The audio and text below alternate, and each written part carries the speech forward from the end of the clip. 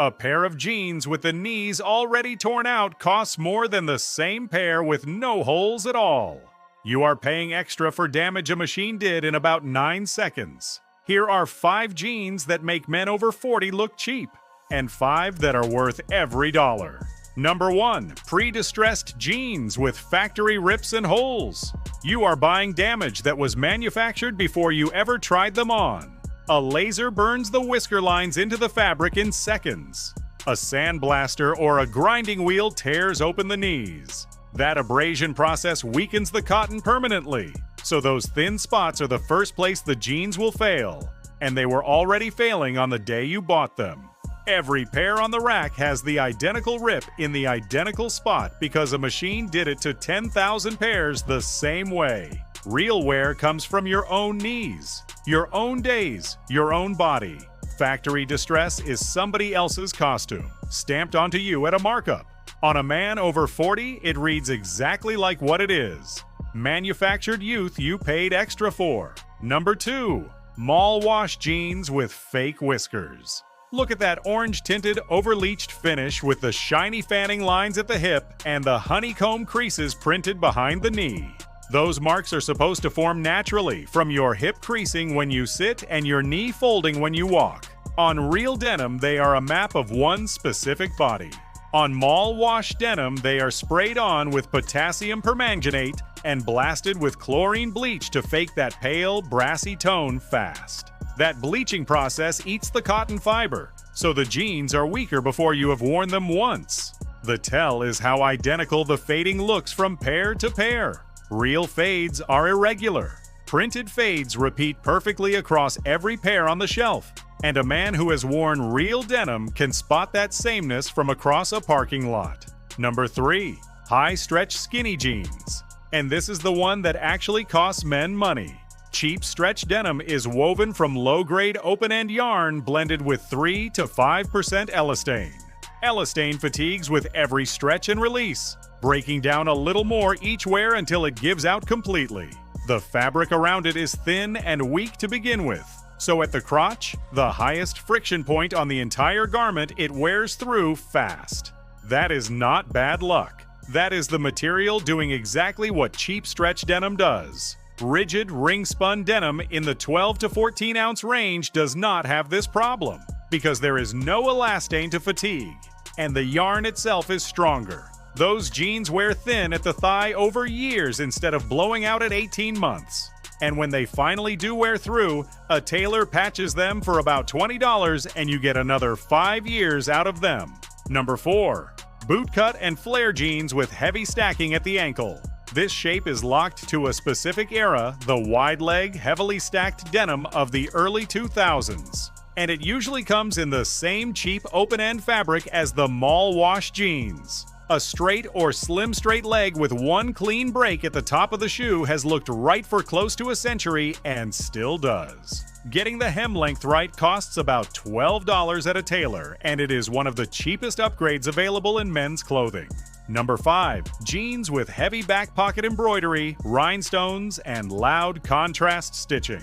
The plain version of the same jean almost always costs less than the decorated one, which means you are paying extra for the exact detail that dates the jeans by a decade. Quality denim goes the other direction. Clean pockets, minimal or no stitching, maybe a single subtle arcuate stitch. Loud pocket decoration is almost always sitting on top of cheap open-end fabric because the decoration is there to distract from the denim underneath, not to complement it. Now here are 5 worth every dollar, starting at $30 and going up from there. Number 1. The Wrangler 13 MWZ. This is the cowboy cut jean Wrangler has made since 1947, designed for rodeo riders and still worn by ranch hands today. It runs about $28 and it is rigid 100% cotton, no elastane, no fatigue, no built-in blowout. It arrives unshrunk, so it will tighten slightly on the first wash and then mold to your body over time, developing fades that are actually yours instead of printed on.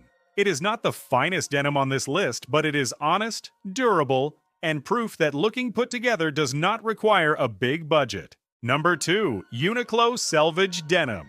Around $50. Selvage denim is woven on old shuttle looms that finish their own edge. The clean band with a colored stripe you see when you cuff the hem. Those looms run far slower than modern looms and produce a narrower, denser fabric. A modern projectile loom fires threads across a wide bolt at high speed and leaves a raw edge that has to be sewn shut afterward.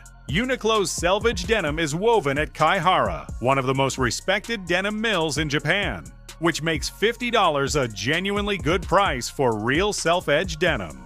Step up to unbranded, around $85, and you get heavier raw selvage built specifically to fade over time. The test works in any store. Roll the cuff. And if you see a clean finished band with a colored stripe, it is selvedge. If you see a raw overlocked edge, it is not. Number 3. The Levi's 501 Shrink to Fit, $70 to $100. Skip the stretch version most stores stock and look for Shrink to Fit specifically. It is rigid ring-spun denim that lands around 14 ounces once it has shrunk to your body. Ring-spun yarn tests 10 to 30% stronger than the cheap open-end yarn used in most mass-market jeans, which means a 12-ounce ring-spun jean can outlast a 16-ounce open-end one. Weight alone never tells you the whole story. Shrink to Fit comes raw and unsanforized, so it shrinks a few percent on the first wash. Buy it a size larger, follow the sizing chart, and it becomes the best-fitting pair of jeans you own, because it shapes itself to your legs instead of arriving pre-shaped for nobody. Number 4. Momotaro, $300 to $320. Momotaro is made in the Okayama region of Japan, the center of premium denim production. The standard weight is about 15.7 ounces, woven from Zimbabwe cotton prized for its long fibers, and rope dyed in indigo, meaning the yarn is dipped repeatedly to build depth instead of dyed once on the surface. Cuff it and you will find a pink selvage line, a reference to the peach in the Japanese folktale the brand is named after. Rope-dyed indigo coats the outside of the thread while the core stays white, so as the surface wears away over years, the white core shows through and creates a real fade. Cheap synthetic indigo dyes straight through the yarn, so it never fades that way, it just turns gray. If Momotaro is out of reach, Pure Blue Japan and Studio Dartisan come from the same region and the same obsession with the process. Number 5. Iron Heart, $345 to $395. Iron Heart's signature fabric is 21 ounces, woven with a double-twisted weft on a slow shuttle loom. Originally built for motorcyclists who needed denim tough enough to protect their legs in a fall. Look for the red W stitched on the back pockets. At 21 ounces, the fabric is stiff enough to nearly stand on its own, and it takes months of wear to break in. Here is the math that ties the whole list together. A man who buys a $60 stretch mall jean, watches it blow out at 18 months, and replaces it 5 times over 10 years spends around $300 and never once wears fades that belong to him. A man who buys one pair of Iron Heart for around $370 spends about the same amount and wears a jean that looks better every year for a decade. Same money, completely different outcome. That is the whole list, $30 up to $400, and the principle does not change at any price point. Ring-spun yarn over open end, a visible selvage edge, a weight in the 12 to 14 ounce range, no elastane to fatigue.